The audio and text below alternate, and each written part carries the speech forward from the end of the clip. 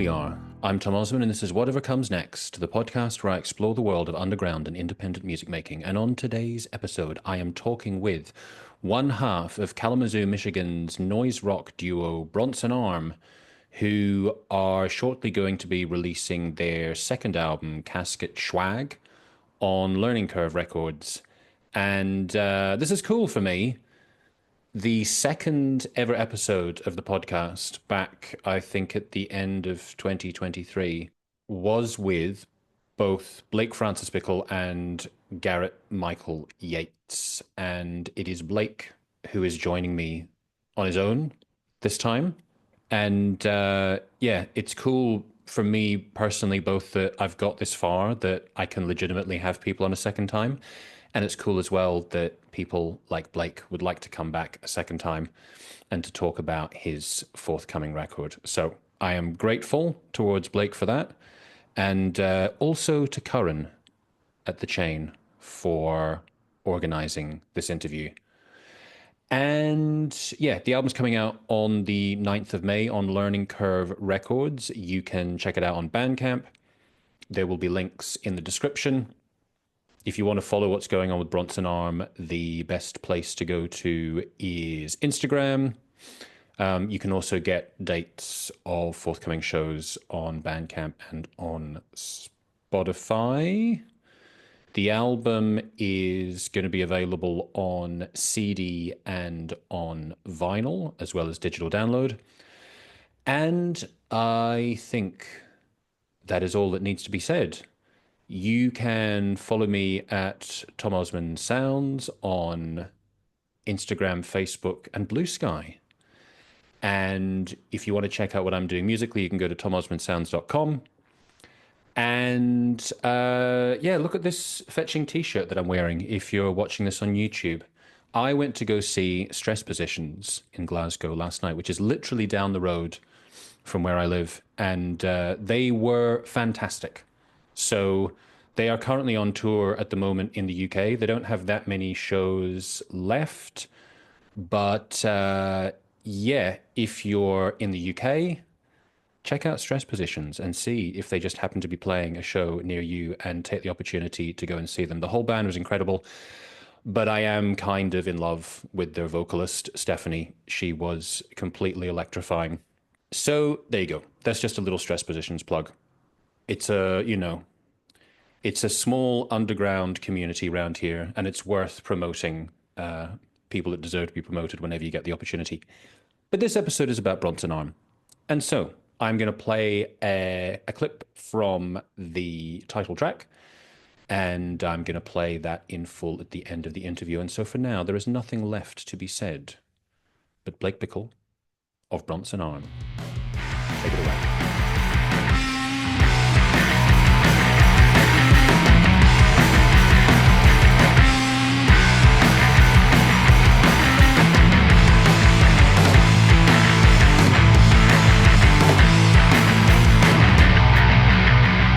Hey, how's it going? Very well. Blake, lovely to meet you again. Likewise. You were my second ever guest, and you are my first to return. So I'm honored. thank you very much for coming back. It's very cool. I was, when we spoke the first time, I was just about to leave Berlin, and this was just over a year ago. I guess it was right at the end of 2023, just before your first album came out. And now, you know, you're just about to put out your second album as Bronson Arm. And Yeah, the title, right? So Casket Schwagg, is that how I'm supposed to pronounce this? that's it. Yeah, yeah. What does that mean? I mean, I guess it's kind of a made up word. But the intention behind it was thinking about bearing something and attempting to move forward and thinking about, at least from my experience, Schwag was either a reference to really bad weed when I was a kid, or Schwag was also an industry term for like cheap branding paraphernalia, like a pen with a brand's name on it, or bumper sticker or just kind of cheap, paltry branding tokens. So in my mind, it was sort of like a diss in a way of like something that would get tossed into a casket, um, kind of as a fuck you. Casket Schwagg, something that uh, the dead could take with them to whatever is next. All Yeah, right. Duly noted. One of the things that makes me happy when I'm listening to the album, because I can remember the first time around when we spoke, I was, thinking of the way that I like to do and listen to music, like, what are the musical reference points that I hear? And now when I listen to the latest album, I go like, you know what this sounds like? This sounds like a Bronson Arm record. Like oh, I wonderful. now I recognize some of the motifs, like the way that you play, like little kind of like I don't know. I recognize your guitar playing style basically, which is cool. Like it's a fresh set of songs, but it's a fresh set of songs by a band whose sound I like and I recognize. So yeah, what was the process like for you making this album compared to the first one? Did it feel different? Did you feel like some kind of pressure to follow up the first one, or did you feel like, oh, like I know what we're doing now? What was the experience like? I mean, I wouldn't say there was pressure. Comparing the two processes, the first record was, I mean, right when we were starting out and just kind of figuring out what we wanted to do and be and what kind of music we wanted to make. So outside of trying to deliver good performances, we were just putting down whatever kind of came to mind and try to present it in the best possible light.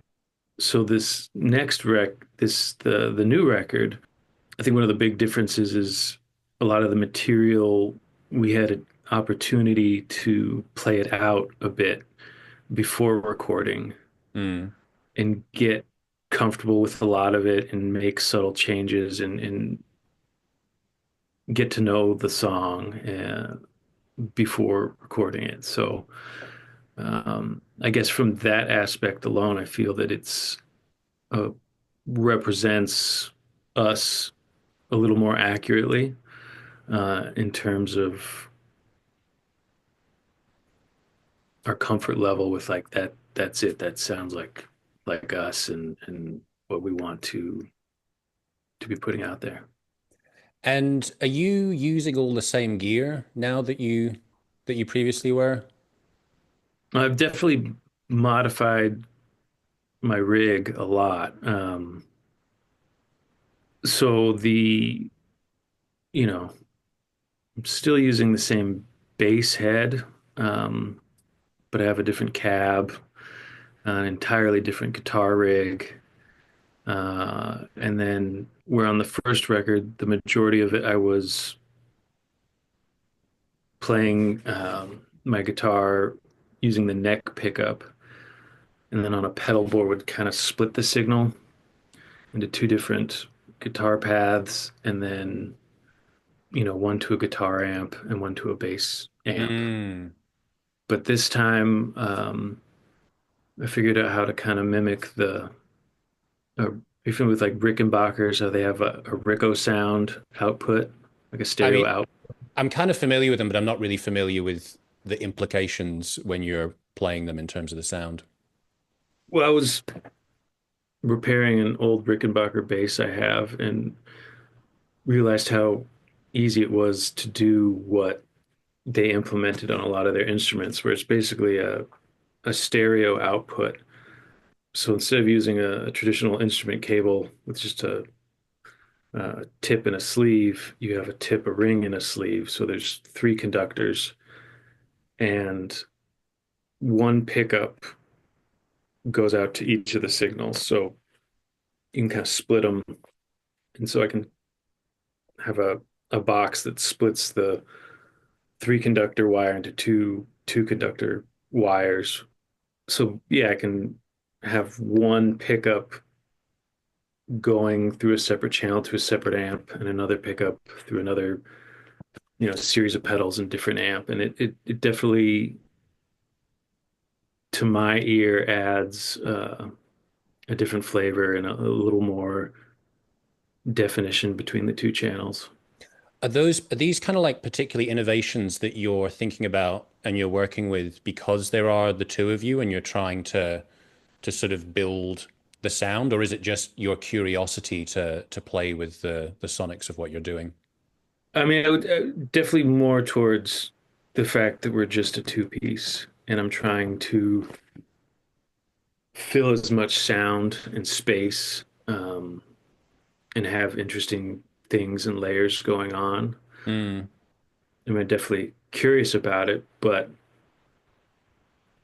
for example, I've had friends and colleagues, say to me like, "That sounds fucking amazing. I want to do, can you help me figure that out?" And I'm like, I can absolutely help you figure that out, but you're in a four-person band, and it would probably be overwhelming for, when you have multiple guitars and basses and synths and other things going on.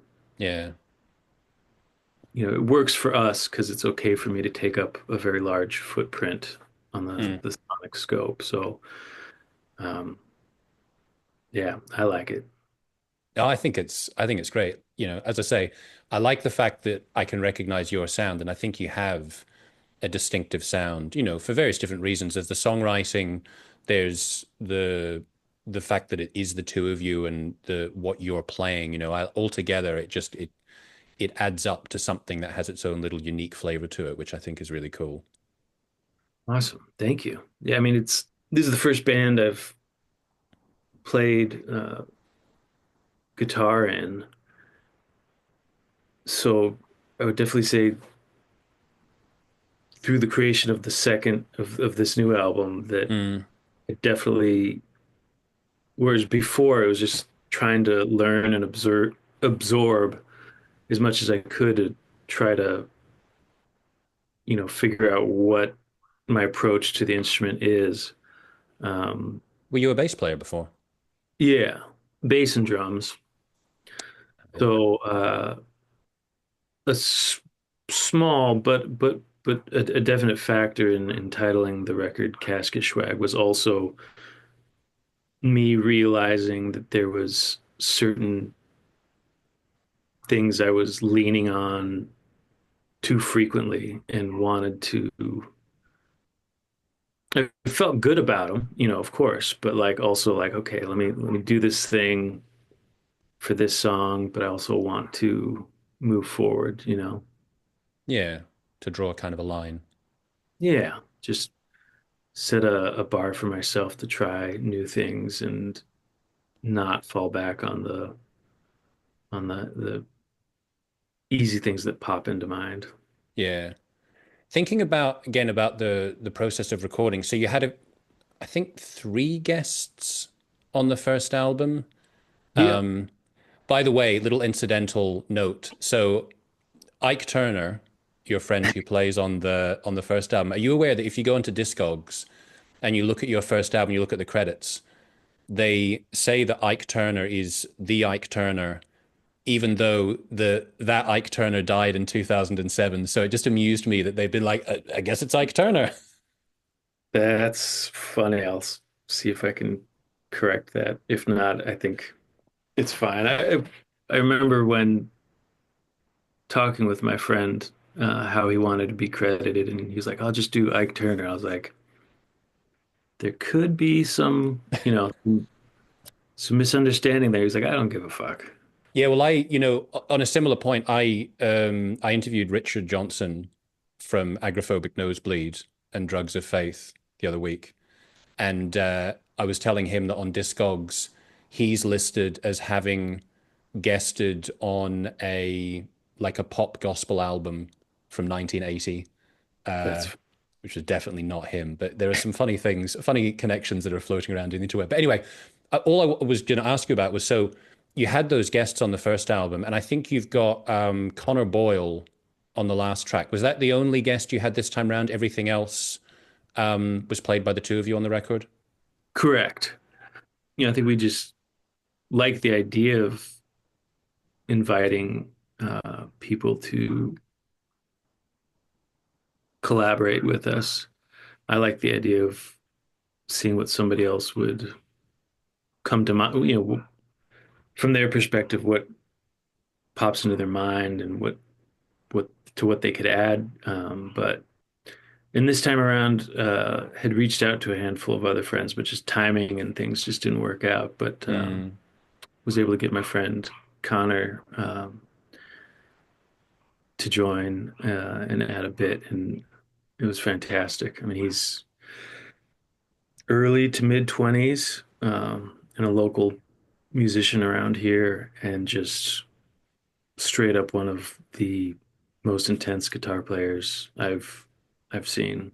So I was honored to have him uh, put his 2 cents in and add a little something. Yeah, that's very cool. And in terms of the people that you recorded it with, it looks like you had different people recording it and mixing it. I know that you mastered both records. Did you also record it in a different studio?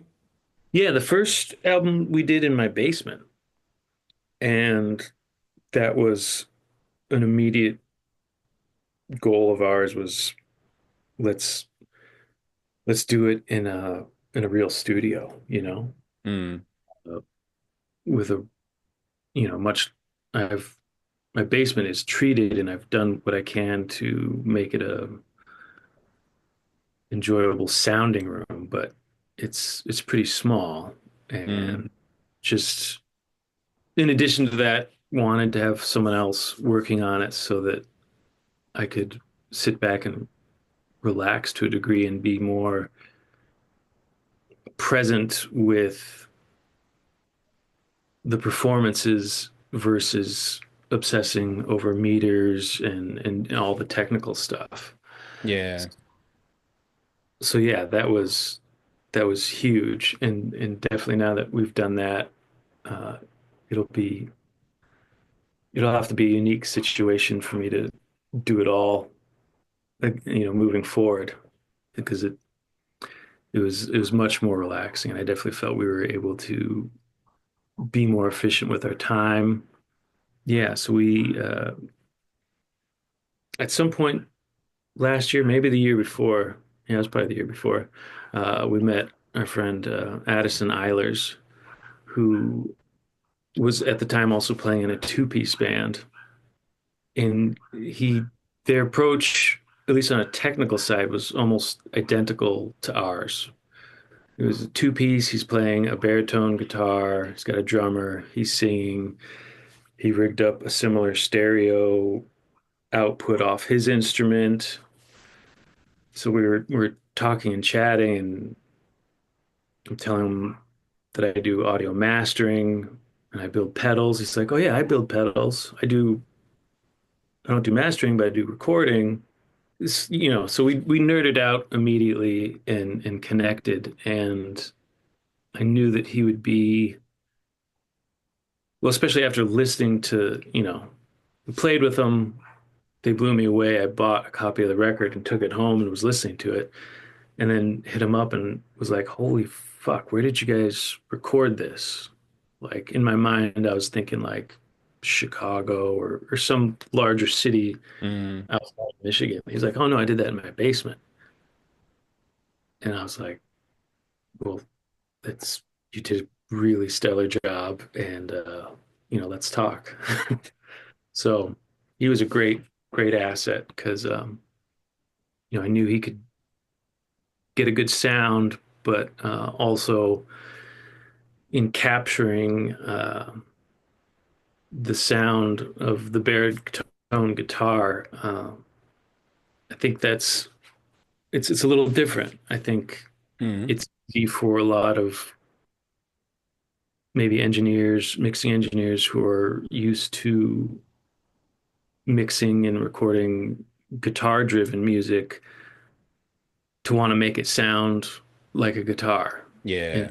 and tweak things and EQs, um, which works. But I knew he would do a good job of capturing what we were and how to capture a baritone guitar. Yeah, it's an interesting point because while you were talking about that, I was thinking about, the legends of Steve Albini and the feedback from a lot of people that he was great at capturing like the essence of a band rather than imposing some particular sound on them.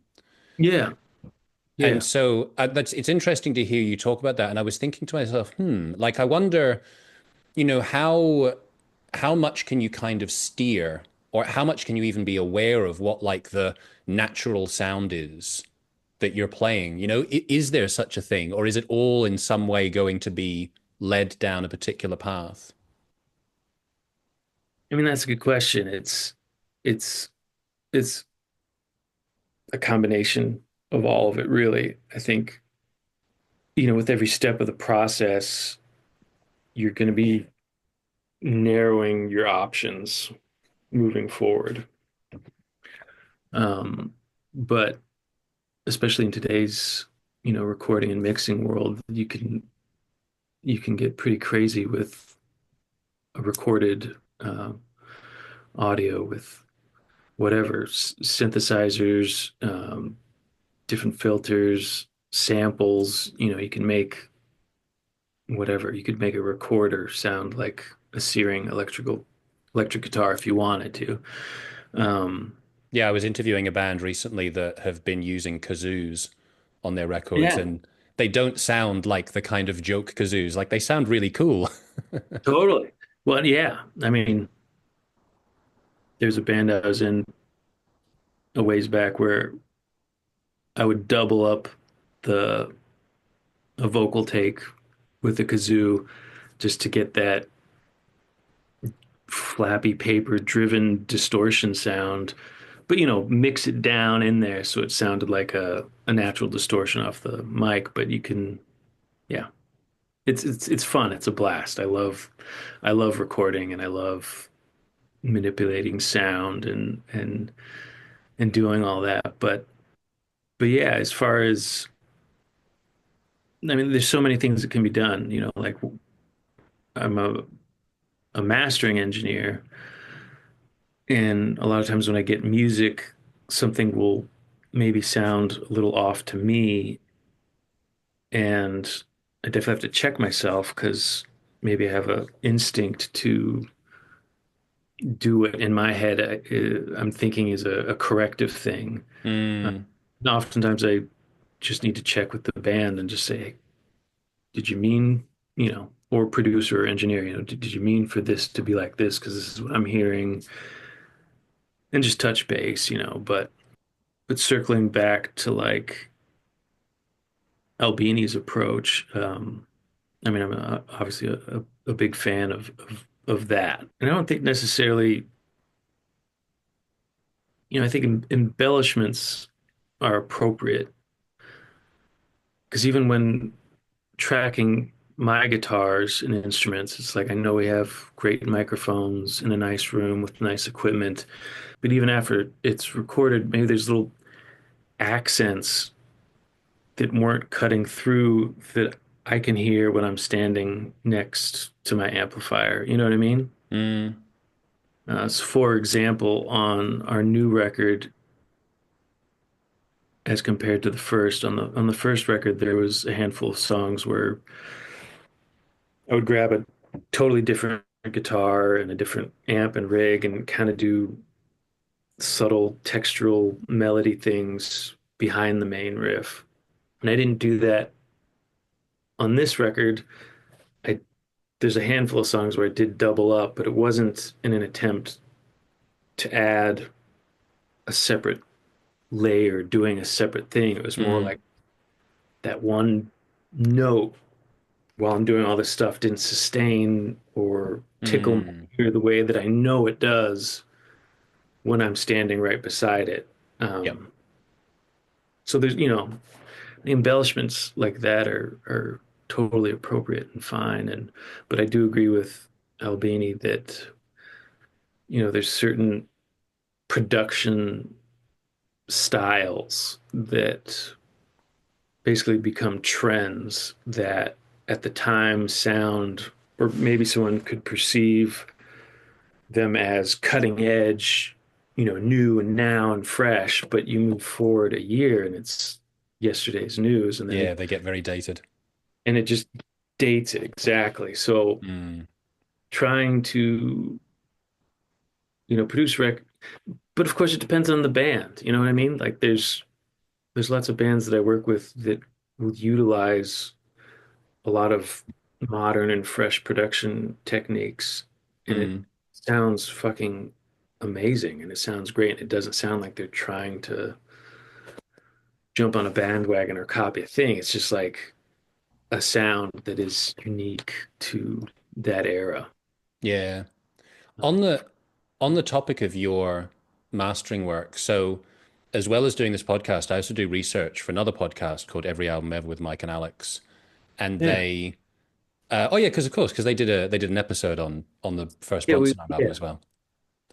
So it makes me laugh because very often when they're covering a band and I'm researching like different people who are involved, I get to the mastering engineers, and a lot of the time, particularly if it's someone who's been working for decades, when I'm looking through the list of credits, it's so eclectic, the amount of different stuff they've worked on. So I'm wondering for you, do you find that you're kind of working within quite a set range of styles, or do you get some quite eclectic music to work with that's kind of, quite far out of the ranges of what you do musically? Oh yeah, I mean it's definitely just by the nature of playing in a heavy, aggressive, guitar driven and drum driven band. I make connections with a lot of people that are in that circle. So I end up doing a lot of work that would pair well with my own. But I have clients all over the map, acoustic folk stuff, you know, Hip hop? country. I have some hip hop. Yeah, absolutely. Um, that's really fun to work on. And, most of it's rock and singer-songwriter and electronica and kind of stuff like that. But it's really just all over the map. Yeah. Yeah. I mean, And I it's guess, fun. And honestly, it's fun and refreshing, yeah. because just pulling up a different type of project and realizing I can't lean on things I've gotten comfortable with, and it forces me to take an entirely different approach. Mm, And just from the nature of working on something for so closely and for an extended period of time, I'm always a fan of the music afterwards. Like, mm. Kind of invested in it. yeah, well, it's just get to a threshold where it's like, okay, I get this. Like, and you just find things that you enjoy about it that if I was just scrolling through Spotify or something and came across it, I'd probably move on to the next thing. Yeah. But so I feel definitely fortunate to be able to work on such a wide range of different musical styles. Mm, I'm absolutely able to take little things from a bluegrass band and think about, that's kind of cool. Why, how did they do that? Why did they do that change there? How could I do something similar with my project and adapt a similar approach? So it's I feel very fortunate to have access to all that stuff. So yeah. Things that you could apply that might come from unexpected yeah, areas. absolutely. On a completely different note, are you familiar with a band called Gaytheist?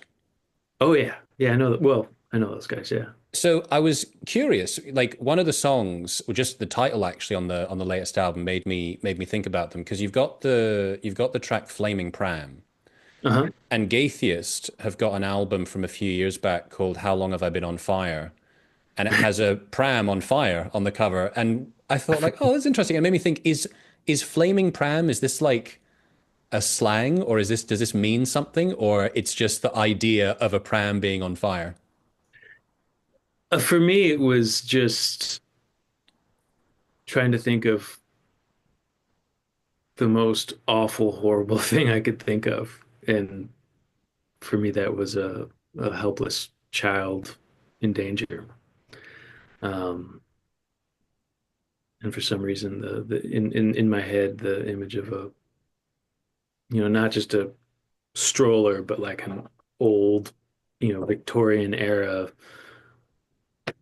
pram came to mind. So, And I don't know whether that ties into something that I saw. I guess it was a quote from you about the album saying that you didn't consider yourselves to be a political band, but this is a very politically charged album for you. So I was kind of wondering in general, at what point in the process of making this album did you decide that that was the direction that you were going in?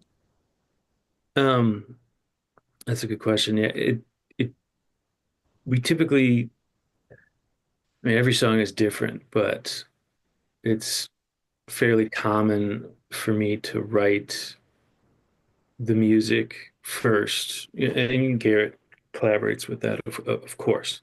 Mm. But for us to like map out the relative structure of a song, and maybe I have some ideas in my head on where I want the vocals to lie, where they should be, and the syncopation of them.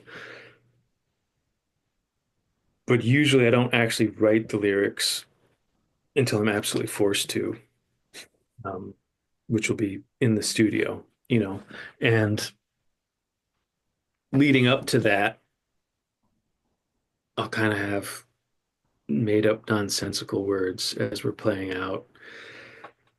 Um, Like doing it kind of phonetically, like a sort of a Frank yeah, Black or a Kurt Cobain kind of thing. kind of thinking, yeah, in my head, it's like a Buzz Melvin kind of thing where it can be difficult to figure out exactly what he's saying sometimes. And then you look up the lyrics and they just don't make any real world sense. But that's okay because I was still interpreting them based around the emotive qualities of how they were presented and projected. I think Uh, that's it because it's like, yeah, it's when I think of him and I think of some of his lines where I think like, is he actually saying anything? They're delivered with conviction. So it's like yeah, the delivery really does give you an impression, even if you don't actually have specific words yeah, that you can hang it on. yeah. So I mean, I think as I'm whittling the words and how they're going to be, I feel confident because I'm like, other people do that too. Um, but almost always, most of the songs, I don't know what the exact lyrics are going to be until I'm like recording them and being like, this, I really need to make a decision here. Um, so when I was doing the vocals for this record, it wasn't really the intention for us to be shit talking and condemning you know, the government. But as I got near to finishing all the lyrics, I was like, there's a reoccurring theme here. And that's obviously something at this point I feel comfortable projecting and putting out there. And then from that point forward, with that in mind, reviewed what I'd already written out and tweaked them just a little bit. But I mean, it pretty much came of its own. And then, yeah, I think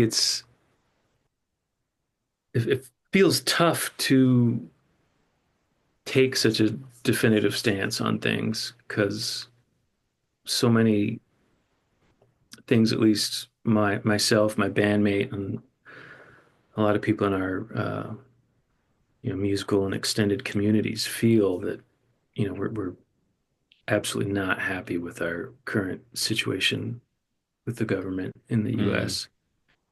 And so it came naturally. It was definitely a process to get comfortable with sort of taking a stance, or at least kind of whittling it down and focusing an energy on a particular topic, but it just feels what's what's right. And even though there was definitely some hesitation of wanting to do that, just because, I remember having communications with a label early on when we were creating our first record. And I remember talking to the owner of the label and was, you know, expressing to him that I didn't feel they were going to have to worry about us making an embarrassment. If they're going to be associated with us, they're not going to have to worry about us taking any, you know, hot takes on politics Mm. or things that might look bad on them. Yeah. But where we're at now, it just feels like the right thing to do. I mean, especially feeling to a degree helpless with being able to change what's going on, Mm. at least being able to state through music that I'm not okay with what's going on. And maybe that has some good to people who haven't made up their minds on such things. I don't know. It's what I can do, I guess, at this point. I mean, you're not the Clash, so No. it's more subtle than that, I would say. But Yeah, it's subtle. When I say a politically charged album, we're not trying to say what's right and how to fix it and what the right path forward is, but we're mm, definitely making stances on what we feel is wrong.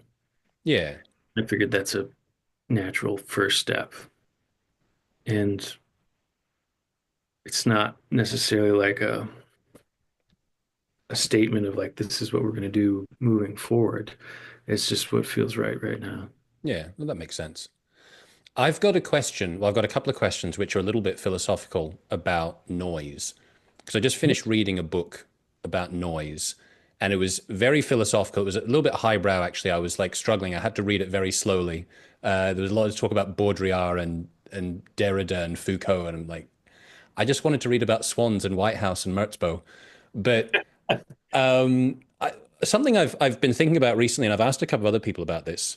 You're associated with noise rock, and I know that there's loads of music that you love that would often be categorized as noise rock, and I love loads of music that's categorized as noise rock. But I was thinking to myself, do you think that noise rock has sort of been retroactively put as a term for music when it didn't exist before? Like the Jesus Lizard, for example. Did anyone call the Jesus Lizard noise rock back in the 90s?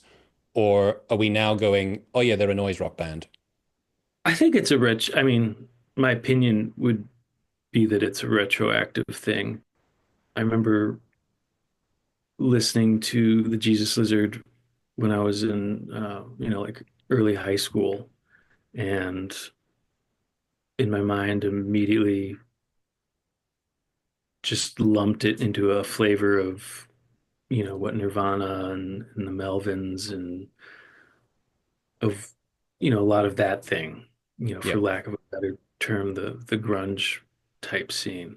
Mm, And the term noise rock didn't really even come on my radar until maybe 2015. I can't mm, remember how I stumbled upon it, but I remember finding a Wikipedia page that was where people had attempted to define noise rock. Um, and I wish that it didn't get modified as it has, because at the at the time I was reading it, just kind of being like, what the hell is noise rock? And within a paragraph, I was like, yeah, that's what I do. That's what I like. That's like absolutely. That's, it felt exciting and enlightening at the time. And Mm, the definition on Wikipedia is drastically changed. But what I remember it saying was, you know, not verbatim here at all. But it was saying it was an aggressive style of rock music that focused more on push and pull and release and tension within rhythms and dissonance mm, over melody and groove and things like that. And uh, some of the other things it said was that noise rock is often the vocals are not the center of the music and often portrayed as a additional texture to the sounds being created, and then mention things with creative use of feedback, alternate tunings, alternate song structures, things of that nature. But I think that's still to this day for me, what is exciting about, if you're going to categorize a style of music as a thing, that's what excites me about noise rock. And I definitely think I think most people that are in noise rock circles would agree with me that it's still a pretty loose term. Like there's a lot of different music in a pretty wide range that can get classified as noise rock or noise rock adjacent. And I like that. I like that it tends to be a pretty accepting community of people and listeners and artists, and I love that. Did have a conversation with I met up with an old bandmate who was touring through Michigan last year. I was hanging out with them after the show as they were packing up, and one of the other guitar players in his band was like, oh, so you play music too? I was like, oh yeah, I'm in this band called Bronson Arm. It's sort of like a noise rock thing, and he was like, what's noise rock? And my old bandmate said, it's kind of like art rock. And he was like, oh, okay, yeah. And again, art rock being a very vague, open kind of thing. Um, yeah, I just liked that, communication back and forth. That stuck out in my mind. for me personally, like I struggle writing about music. I struggle with genres Oh yeah, and kind of having to talk about genres, but then also as well, I feel like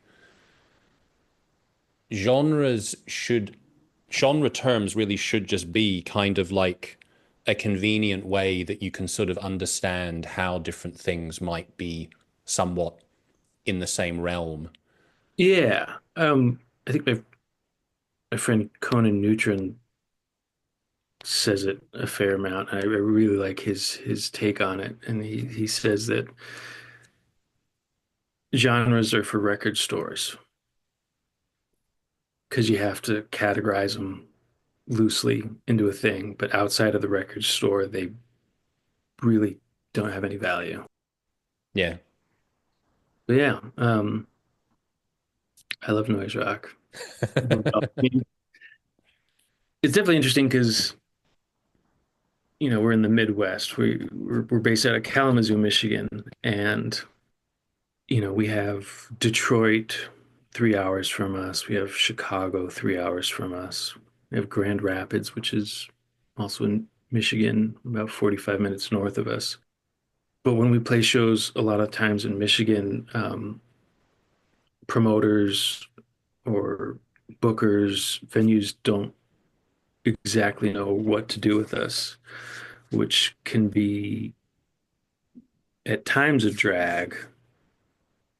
Um, but it can also be refreshing because we get put on a lot of bills that are definitely not noise rock because there's just not necessarily a lot of that in Michigan. It's there. Absolutely, there are noise rock bands in Michigan.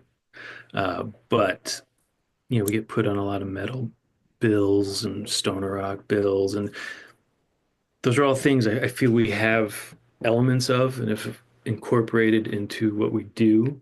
Mm. But it's just an interesting challenge or maybe hurdle to work around at times. Yeah. Do you know, funny coincidence, just before this interview, I was interviewing Conan. Oh, nice. The bizarre coincidences. So we were talking about that a bit, about kind of his constant sort of inner need that what he's creating is going to be interesting and that he's not going to listen to something and go, oh, that sounds like this band or that sounds like that band. He doesn't want to be able to kind of like hear that he's playing in a particular way.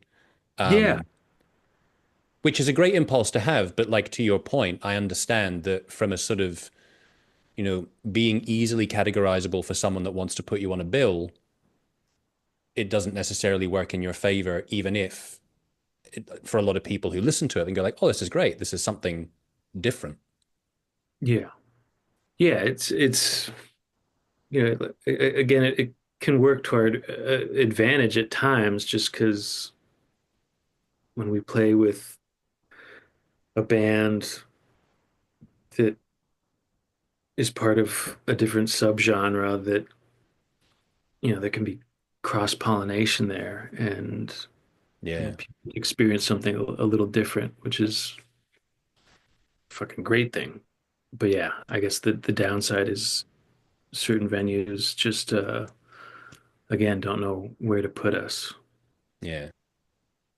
So, well, I mean, all cliched expressions like you can't please all the people all the time. I mean, Yeah, and I think also as well, you want to have faith that people, that there are enough people out there that have curious minds that they want to be surprised. For example, like some people are just going yeah, to want like, I want to have the same thing every time. I want to listen to a band that sounds like this. But I like to believe that there are enough people out there that really want the opposite. They yeah, want, yeah, exactly. something Yeah, interesting. yeah. I think from the fans' perspective, such things don't matter.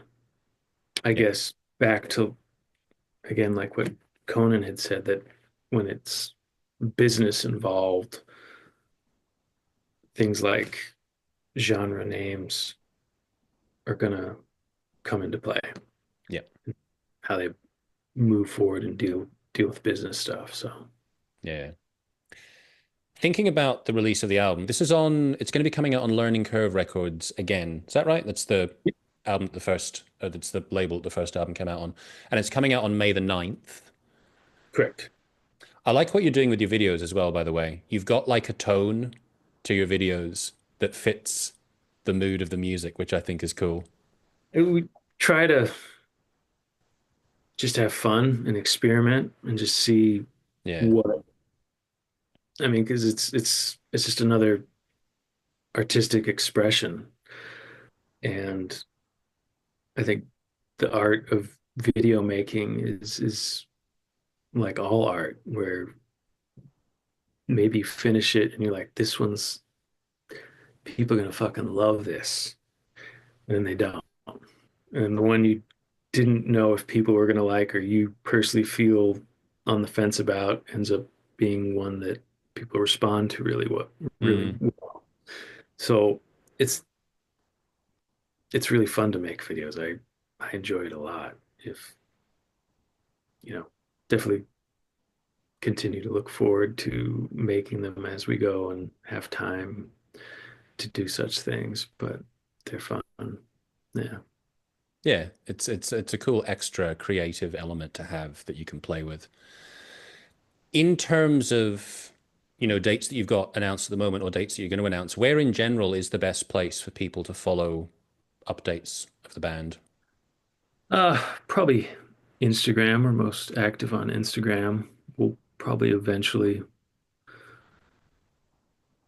get our act together and put up like a website, but it's all there and pretty easy to find on Instagram at the moment. And we figured out how to get shows announced on Bandcamp and Spotify, so there's heads up there. Yeah, I forget that they do that on Spotify as well. But yeah, I tend to guide people towards Bandcamp in the first instance because it seems like a friendlier model towards artists than Oh, totally. most Yeah. online platforms. Yeah. No, Bandcamp does a good thing. We love that. But yeah, we released our record last year. We knew we weren't in a position to, you know, go hit the road for multiple weeks at a time. Mm. So talking with our spouses and families and figuring out logistically how long can we dip out of town for. And last year we decided, you know, 3 days a month. And then we are like, well, if we're doing 3 days, we should do them back to back to make it efficient. And once a month, we would, do a long weekender kind of thing.